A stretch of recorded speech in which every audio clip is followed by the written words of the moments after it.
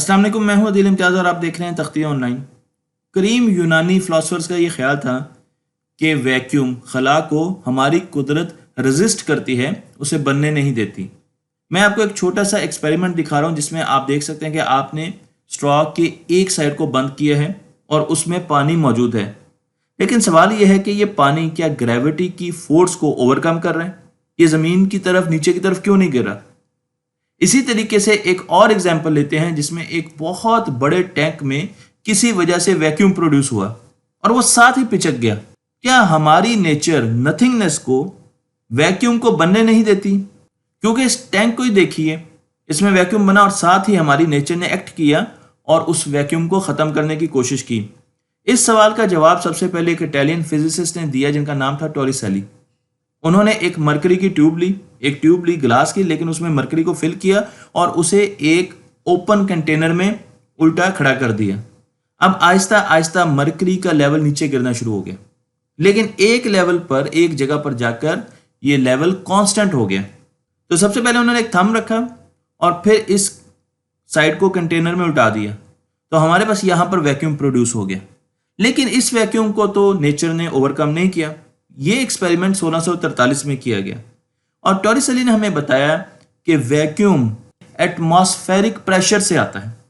अगर आप यहां पर मरकरी की बजाय कोई और लिक्विड यूज करेंगे तो ये लेवल डिफरेंट होगा।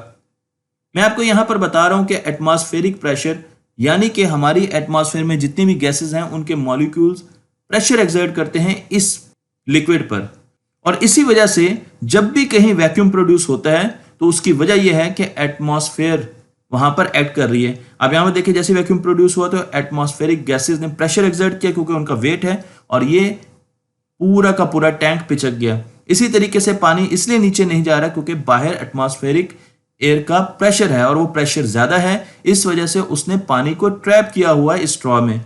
तो हमारी एटमॉस्फेयर एक बहुत बड़े हवा के समंदर की तरह है जिसके तह में हम मौजूद हैं और हमारे ऊपर ये हवा एक्ट कर रही है और इसका वजन है। इस चीज को साबित किया ब्लेज पास्कल ने। ब्लेज पास्कल एक साइंसदान थे और उन्होंने ये इक्विपमेंट एक मीनार के नीचे फ्रांस में और एक मीनार के ऊपर रखा और उन्होंने इसके लेवल को नोट किया। तो उन्हें अंदाजा हुआ कि जब वो इक्विपमेंट ऊपर लेके गए तो लेवल वैक्यूम ज्यादा बना, लेवल नीचे ज्यादा है, और जब वो नीचे रखते थे, जमीन पर रखते थे, तो वैक्यूम कम बनता था और लेवल ऊपर रहता था, जिससे उन्होंने यह अखज़ किया कि जो जो हम जमीन के ऊपर जाते हैं एयर प्रेशर कम होता जाता है। और आज हम ये जानते हैं कि जैसे जैसे हम जमीन से बाहर निकलने की कोशिश करते हैं तो एयर प्रेशर कम होता है, यानी वैक्यूम बढ़ता जाता है। अगर हम जमीन से बाहर निकले तो हमारी जमीन हर तरफ से वैक्यूम से, नथिंगनेस से घिरी हुई है। लेकिन वैक्यूम की कुछ और प्रॉपर्टीज भी हैं। मसलन आप एक जार में वैक्यूम प्रोड्यूस करें और उसमें किसी किस्म का साउंड प्रोड्यूस करें, चाहे बेल यूज करें, चाहे आप एक क्लॉक यूज करें, तो आपको वो साउंड बाहर आता महसूस नहीं होगा, आपको आवाज नहीं सुनाई देगी क्योंकि साउंड वेव्स वैक्यूम में ट्रेवल नहीं कर सकती। लेकिन वैक्यूम में हम देख सकते हैं, तो क्या लाइट वैक्यूम में ट्रेवल कर सकती है? जी हाँ, बिल्कुल, लाइट वैक्यूम में ट्रेवल कर सकती है। इसलिए हम इस ग्लास के आर पार देख सकते हैं और इसका मतलब यह है कि तमाम इलेक्ट्रोमैग्नेटिक वेव्स वैक्यूम में ट्रेवल कर सकती हैं। साइंसदानों को यह सवाल बहुत ज्यादा तंग कर रहा था कि आखिर लाइट किस मीडियम में ट्रेवल करती है। इसीलिए उन्होंने एक फर्जी मीडियम बनाया जिसे लुमिनस ईथर कहा जाता है। यह एक स्टेशनरी मीडियम है जो कि हमारी कायनात में हर जगह मौजूद है। उस वक्त के साइंसदानों का यह ख्याल था। लेकिन इस मीडियम को कैसे मेजर किया जा सकता है? और यह मीडियम जरूरी है लाइट या किसी भी इलेक्ट्रोमैग्नेटिक वेव की एक जगह से दूसरी जगह मूवमेंट के लिए। जमीन हर वक्त इस मीडियम से गुजर रही है, सूरज भी इस मीडियम से गुजर रहा है। तो आप देख सकते हैं कि ईथर की डायरेक्शन इस तरफ है, स्टैटिक है, और जमीन भी इस तरफ मूव कर रही है, जमीन की भी डायरेक्शन इस तरफ है। तो लाइट अगर इस तरफ को ईथर की डायरेक्शन को मूव करेगी तो उसकी स्पीड डिफरेंट होगी अगर लाइट उसके अक्रॉस मूव करेगी। और ये बिल्कुल वैसे ही है जैसे हम गाड़ी में जा रहे हैं और जब हम हाथ बाहर निकालते हैं विंडो से तो हमारे हाथ को हवा पीछे की तरफ पुश करती है। तो इसका मतलब यह है कि लाइट की रफ्तार इस डायरेक्शन को और इस डायरेक्शन को एक जैसी नहीं होगी, उसमें कुछ फर्क होगा। और इस फर्क को मेजर करने के लिए दो साइंसदान सामने आए जिनका नाम था माइकलसन एंड मोरले, और उन्होंने एक ऐसा एक्सपेरिमेंट डिवाइस किया जिसमें एक सोर्स से लाइट को बरसाया जाता था, लाइट के आगे स्प्लिटर लगाया जाता था जिससे लाइट दो हिस्सों में तकसीम होती थी और दो मिरर से जाकर रिफ्लेक्ट बैक होती थी, और जब ये रिफ्लेक्टेड लाइट वापस आती थी तो इसको इकट्ठा करके एक डिटेक्टर में डाल दिया जाता था। माइकलसन मोर्ले का ख्याल था कि एक डायरेक्शन वो है जिस तरफ जमीन मूव कर रही है ईथर में, और दूसरी डायरेक्शन उसके क्रॉस है, तो इन दोनों बीम्स में कुछ ना कुछ फर्क होगा जिसकी वजह से एंड डिटेक्टर पर ये डिस्ट्रक्टिव इंटरफेरेंस देंगी, कंस्ट्रक्टिव इंटरफेरेंस नहीं देंगी। लेकिन जितनी मरतबा भी उन्होंने ये एक्सपेरिमेंट किया तो लाइट बीम्स दोनों मरतबा एक ही पॉइंट पर पहुंची और यहाँ पर हमें कंस्ट्रक्टिव इंटरफेरेंस मिली। इसका मतलब यह है कि ट्रफ ट्रफ के ऊपर और क्रस्ट क्रस्ट के ऊपर। उनके लिए ये नतीजा बहुत ज़्यादा हैरानकुन था। उन्होंने इससे पूरे ऑपरेटर्स को बार बार घुमाया, मुख्तलिफ एंगल्स पर इसे रोटेट कर कर अपनी रीडिंग्स ली, लेकिन हर मरतबा लाइट की दोनों बीम्स एक ही वक्त पर वापस आई और कंस्ट्रक्टिव इंटरफेरेंस हुआ। अगर आप एक दरिया को लें और इसमें पानी का फ्लो बहुत ज़्यादा है, पानी ईथर है, तो हम अगर एक जगह से दूसरी जगह बोट पर जाना चाहते हैं तो आप स्ट्रेट लाइन में नहीं ट्रेवल कर सकते, बल्कि आपका डिस्टेंस बढ़ जाएगा क्योंकि आप एक डायगोनल लाइन में मूव करेंगे। बिल्कुल इसी तरीके से लाइट ने जब ईथर में से ईथर के क्रॉस गुजरना है तो अब वो उतना डिस्टेंस ट्रेवल नहीं करेगी जो शॉर्टेस्ट पाथ होगा, बल्कि उसको ज़्यादा पाथ कवर करना पड़ेगा। और अगर वो ज़्यादा पाथ कवर करेगी तो फिर हमारे पास एक बीम पहले पहुंचनी चाहिए और एक बीम बाद में पहुंचनी चाहिए, लेकिन ऐसा नहीं हुआ और उससे अंदाज़ा हो गया कि ईथर एग्जिस्ट नहीं करता। और फिर आए आइंस्टाइन और उन्होंने हमें बताया कि लाइट एक इलेक्ट्रोमैग्नेटिक फील्ड है जिसमें दो फील्ड प्रोड्यूस हो रही होती हैं जो एक दूसरे के परपेंडिकुलर होती हैं, और ये फील्ड स्पेस में वैक्यूम में ट्रेवल कर सकती हैं। इन्हें किसी भी मीडियम की जरूरत नहीं है। जो जो हमें वैक्यूम के बारे में पता चलता गया, हमने वैक्यूम को अपनी इंडस्ट्री में यूज करना शुरू कर दिया और उससे फायदा उठाना शुरू कर दिया। मसलन हमने बल्ब बनाए, बल्ब में वैक्यूम होता है, हमने टीवी बनाए, हमने वैक्यूम ट्यूब्स बनाई जिनके जरिए हमने पहला कंप्यूटर भी बनाया, हमने रेडियो भी बनाए, और इसी तरीके से एक्सरे की डिस्कवरी में भी वैक्यूम का बहुत बड़ा हाथ है। तो हमारी इंडस्ट्री पूरी की पूरी इस नई टेक्नोलॉजी को, जो कि नथिंगनेस की टेक्नोलॉजी है, इसको इस्तेमाल करना शुरू हो गई और इससे हमारे बिजनेस बढ़े। लेकिन उसके साथ साथ जब यही टेक्नोलॉजी साइंस में आई तो इसने रेवोल्यूशनरी कदम उठाए। मसलन जब हमने किसी एक एटम को लिया और उसे वैक्यूम में स्टडी करने की कोशिश की तो हमें उसके बारे में बहुत ज़्यादा पता चला। हमने मुख्तलिफ किस्म की वैक्यूम ट्यूब्स बनाई और जे थॉम्सन ने सब एटॉमिक पार्टिकल्स पर बहुत से एक्सपेरिमेंट किए। फिर रदरफर्ड आए और उन्होंने हमें एटम के स्ट्रक्चर के बारे में बताया। तो आप उनके गोल्ड फॉयल एक्सपेरिमेंट को भी जानते हैं और जे थॉम्सन के कैथोड रे एक्सपेरिमेंट को भी जानते हैं, जिन पर अलग वीडियोस बना चुका हूं। इस तरीके से एक नई शाख की बर्थ हुई जिसे हम क्वांटम मैकेनिक्स कहते हैं, छोटी दुनिया कहते हैं, सब एटॉमिक पार्टिकल्स की दुनिया कहलाई जाती है। इसके बाद हमारे पास एक और साइंसदान आए जिनका नाम है हाइजेनबर्ग, और उन्होंने एक प्रिंसिपल दिया जिसे हाइजेनबर्ग अनसर्टेनिटी प्रिंसिपल कहा जाता है, जिस पर मैं मुकम्मल वीडियो बना चुका हूं।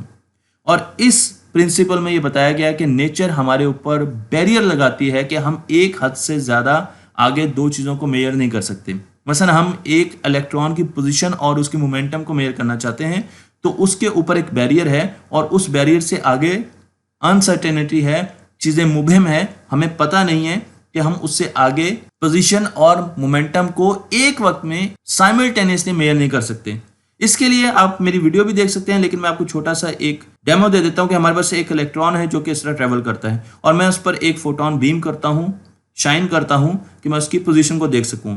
जैसे ही वो रिफ्लेक्ट बैक होकर माइक्रोस्कोप में आएगा तो मैं उसकी पोजीशन तो जान चुका हूँ, लेकिन उस फोटोन के इस पर इलेक्ट्रॉन पर बम्बार्ड होने की वजह से इसकी वेलोसिटी चेंज होगी। तो इसलिए आपने पोजीशन तो देख ली, लेकिन अब आप मोमेंटम के बारे में कुछ नहीं जानते हैं। इसके साथ साथ एक और पहलू भी है इस प्रिंसिपल का जिसे हम एनर्जी टाइम रिलेशन कहते हैं। तो मेरे पास एक बॉक्स है और इस बॉक्स के अंदर जितनी भी एनर्जी कंटेंट है वो मैं आराम से निकाल सकता हूं, लेकिन अगर मैं टाइम में स्लो कर दूं, इस बॉक्स में पीछे जो सब एटॉमिक पार्टिकल्स की मूवमेंट हो रही है उसको स्लो कर दूं और इसका छोटा सा हिस्सा लूं, तो मैं स्पेस और टाइम में अगर बहुत ज़्यादा नीचे चला जाऊं तो मेरे पास कुछ नए रिजल्ट्स आएंगे। और ये रिजल्ट हमें दिए दोबारा अनसर्टेनिटी प्रिंसिपल ने। उसने कहा कि अगर छोटे टाइम और छोटी स्पेस में आप वैक्यूम को देखें तो आपको ऐसा लगेगा कि वैक्यूम में नए पार्टिकल्स का जन्म हो रहा है। वो पैदा होते हैं नथिंगनेस से, किसी चीज़ से नहीं, थोड़ी देर के लिए वो पैदा होते हैं और ऐसा लगता है जैसे कि वैक्यूम जिंदा है। इन पार्टिकल्स के बारे में हमें बताया तो हाइजेनबर्ग ने, लेकिन इनको डिटेल में आगे लेकर गए एक ब्रिटिश साइंटिस्ट फिजिसिस्ट जिनका नाम था पॉल डिराक। और पॉल डिराक के बारे में मशहूर था कि वो अपनी तमाम इक्वेशंस को विजुलाइज करते थे, वो विजुअल दुनिया में रहते थे, और मैथमेटिक्स में तो उन्होंने अपना बहुत काम किया, लेकिन उसको विजुअली बहुत ज़्यादा देखते थे, जो हमारे लिए भी एक अच्छा सबक है। और उस वक्त का सबसे बड़ा मसला ये था कि दो मुख्तलिफ थेरीज को, जनरल रिलेटिविटी और क्वांटम मैकेनिक्स, एक जो ये बताती थी कि जो चीज़ें बहुत तेज़ी से मूव कर रही हैं उनको कैसे बयान करना है, और दूसरी चीज़ जो चीज़ें बहुत ज़्यादा छोटी हैं उनको कैसे बयान करना है, इनको इकट्ठा कैसे किया जाए। अब इलेक्ट्रॉन में जनरल रिलेटिविटी का क्या हाथ होगा और उसे क्वांटम मैकेनिक्स के प्रिंसिपल्स के साथ कैसे बयान किया जाएगा, क्योंकि वो बहुत तेज़ भी मूव करता है और वो बहुत ज़्यादा छोटा है। तो हमें सहारा लेना पड़ा पॉल डिराक की इक्वेशन से। उनकी ये इक्वेशन मैं आपको दिखा रहा हूँ जो कि बहुत छोटी इक्वेशन है, लेकिन इस इक्वेशन के पीछे एक बहुत बड़ा समंदर है इल्म का, मैथमेटिक्स के मुख्तलिफ फील्ड्स इस इक्वेशन के पीछे कार फरमा है। इस इक्वेशन को जब हम सॉल्व करते हैं ताकि हम रिलेटिविटी और क्वांटम मैकेनिक्स को कंबाइन कर सके, तो हमारे पास एक टर्म आती है गैमा, और गैमा की 4 वैल्यूज आती हैं। अगर उन वैल्यूज को अलग अलग देखा जाए, कपल किया जाए, दो दो के पेयर में देखा जाए, तो 2 वैल्यूज हमें उस इलेक्ट्रॉन के बारे में बताती हैं जो कि हम लैब में देखते हैं, जिन पर एक्सपेरिमेंट करते रहे थे उस वक्त के साइंसदान। लेकिन 2 ऐसी वैल्यूज आ रही थी, यानी एक कपल ऐसा आ रहा था जो ऐसे इलेक्ट्रॉन के बारे में बता रहा था जिसका चार्ज अपोजिट है, लेकिन उसे हम जानते नहीं थे। वो एक ऐसी चीज थी जिसे साइंसदानों ने कभी भी पहले सोचा नहीं था और देखा नहीं था। इससे अंदाजा हुआ कि ऐसे इलेक्ट्रॉन एग्जिस्ट करते हैं जिनका चार्ज बिल्कुल ऑपोजिट है उन इलेक्ट्रॉन से जिनको हम जानते हैं। फिर इसी तरीके से ऐसे प्रोटॉन भी हैं, ऐसे एटम्स भी हैं। तो इस इलेक्ट्रॉन को हमने कहा एंटी इलेक्ट्रॉन या पॉजिट्रॉन। इसी तरीके से एटम के मुकाबले में आ गया एंटी एटम, हाइड्रोजन के मुकाबले में आ गया एंटी हाइड्रोजन, और मैटर के मुकाबले में आ गया एंटी मैटर। इसके साथ साथ हमें यह भी पता चला कि जब एक एंटी मैटर पार्टिकल और मैटर पार्टिकल आपस में एनाइलेट करते हैं, इकट्ठे होते हैं, तो वो बहुत ज्यादा एनर्जी प्रोड्यूस करते हैं, एक्सप्लोड करते हैं। अब हम इन दोनों चीजों को इकट्ठा करते हैं। हम हाइजेनबर्ग की अनसर्टेनिटी प्रिंसिपल को भी इकट्ठा करते हैं, जो ये कहता है कि वैक्यूम में हर वक्त पार्टिकल्स प्रोड्यूस हो रहे होते हैं। और हम पॉल डिराक की इक्वेशन को भी लेते हैं जो कि ये बताती है कि हमारे पास matter and antimatter particles होते हैं जो एनाइलेट करते हैं। इन दोनों को अगर इकट्ठा करें तो वैक्यूम में हर वक्त वैक्यूम से एनर्जी लेके थोड़ी देर के लिए पार्टिकल्स बन रहे होते हैं, जिनको वर्चुअल पार्टिकल्स कहा जाता है, वर्चुअल पार्टिकल्स। और वो पार्टिकल थोड़ी देर के लिए जिंदा रहते हैं, और उसके बाद क्योंकि वो एंटी मैटर और मैटर के पेयर्स होते हैं, जिस तरीके से मैंने यहाँ पे ग्रीन और ऑरेंज कलर को दिखाया, तो वो आपस में शॉर्ट टर्म के बाद ही एनाइलेट कर देते हैं और एनर्जी प्रोड्यूस करते हैं। इसलिए जब भी हम वैक्यूम की बात करते हैं तो वैक्यूम में नथिंगनेस नहीं होती, बल्कि उसमें वर्चुअल पार्टिकल्स प्रोड्यूस हो रहे होते हैं और वो ऐसा ऐसा खत्म भी हो रहे होते हैं। यहां पर मैं आपको क्वांटम फ्लक्चुएशंस दिखा रहा हूं, और इस पूरी थ्योरी को हम क्वांटम फील्ड थ्योरी कहते हैं, जिसके बानी पॉल डिराक थे, और उन्होंने हमें वर्चुअल पार्टिकल्स का कॉन्सेप्ट दिया। तो आप देख सकते हैं कि किस तरीके से हमारे पास क्वांटम फ्लक्चुएशंस है इस वैक्यूम में, और यहाँ पर पार्टिकल्स बन रहे हैं और वो आपस में एनाइलेट कर रहे हैं, खत्म हो रहे हैं, फिर नए पार्टिकल्स आ रहे हैं। इनको मेजर करना बहुत ज्यादा मुश्किल है। इसके लिए हम एक अमेरिकन फिजिसिस्ट के पास जाएंगे जिनका नाम था विलिस लैम, और उन्होंने कहा कि वैक्यूम की जो एनर्जी है उसको मेजर किया जा सकता है। मसलन आप एक एग्जांपल लें जहाज की, जो कि साफ आसमान से गुजरा है, लेकिन आगे बहुत बड़ा तूफान है। तो जब वो तूफान से गुजरेगा तो वो उसमें टर्बुलेंस पैदा होगी, वो ऊपर नीचे होगा, और उसके ऊपर नीचे होने से हमें पता चल जाएगा कि यहाँ पर बहुत ज्यादा तूफान है। इसी तरीके से इस जहाज को लें इलेक्ट्रॉन के तौर पर, और जब इलेक्ट्रॉन गुजरेगा वैक्यूम से, तो वैक्यूम में हर वक्त नए पार्टिकल्स आ रहे हैं और वो एनाइलेट कर रहे हैं, तो वहां पर इलेक्ट्रॉन वॉबल करेगा, उसमें टर्बुलेंस आएगी, वो अपने पाथ से हटेगा, और उस वॉबल को, उस मूवमेंट को अगर हम डिटेक्ट कर सकते हैं तो हमें पता लग जाएगा कि वाकई वैक्यूम में एनर्जी प्रोड्यूस हो रही है और उसकी वजह वर्चुअल पार्टिकल्स हैं। इसके लिए प्रीमियर कॉलेज लंदन में एक एक्सपेरिमेंट किया जा रहा है, और उस एक्सपेरिमेंट में एक बहुत बड़ा टैंक लिया गया जिसमें हम वैक्यूम प्रोड्यूस करते हैं, और उस वैक्यूम में एक इलेक्ट्रॉन गुजारते हैं। उन इलेक्ट्रॉन को, ये देखिए ये एटम बीम्स है, एटम या इलेक्ट्रॉन को गुजारते हैं, और फिर देखते हैं कि क्या वो वॉबल करते हैं। और जब ये दोनों पाथ में से होकर गुजरते हैं तो हम देखते हैं कि क्या कुछ चेंज आई है इनके बिहेवियर में, और जब हमारे पास एक पीक आ जाए तो इसका मतलब ये है कि वाकई चेंज आई है, किसी चीज ने इनको अपने पाथ से हटाया है, वॉबल करवाया है। और वो चीज क्या हो सकती है, वो वर्चुअल पार्टिकल्स हो सकते हैं। तो इस तरीके से एक्सपेरिमेंटली भी इसको प्रूव किया जा सकता है, बल्कि कर दिया गया है कि वर्चुअल पार्टिकल एग्जिस्ट करते हैं। और अगर आप एटम का साइज एक सेब के बराबर लें तो ये पूरा टैंक 100 सोलर सिस्टम्स के बराबर होगा, 100 सोलर सिस्टम के बराबर टैंक होगा। और यहां पर हम इस लेवल की मेजरमेंट्स कर रहे हैं, तो आप देख सकते हैं कि कितने प्रिसाइज डिटेक्टर्स चाहिए और हमें इंस्ट्रूमेंट्स चाहिए। वैक्यूम की कहानी अभी खत्म नहीं हुई, वैक्यूम की प्रॉपर्टीज हमने देखी, लेकिन अब हम वापस जाते हैं अपनी हिस्ट्री में, जब हमारी कायनात कंप्रेस होकर एक छोटा सा पॉइंट थी, और ये वो पॉइंट थी जहां पर हमारे पास क्वांटम फ्लक्चुएशंस हो रही थी। इस पॉइंट को हम थ्योरी ऑफ रिलेटिविटी से बयान नहीं कर सकते, लेकिन यहां वो पॉइंट था जब एक्सप्लोजन हुआ, बिग बैंग हुआ, और यहां पर हमारे पास क्वांटम फ्लक्चुएशंस यानी कि वैक्यूम मौजूद था। जैसे एक्सप्लोजन हुआ तो हमारे पास जो पहली लाइट आई, उसे हमने जब एनालाइज किया अपनी सैटेलाइट से, तो उसे हम बैकग्राउंड रेडिएशन कहते हैं।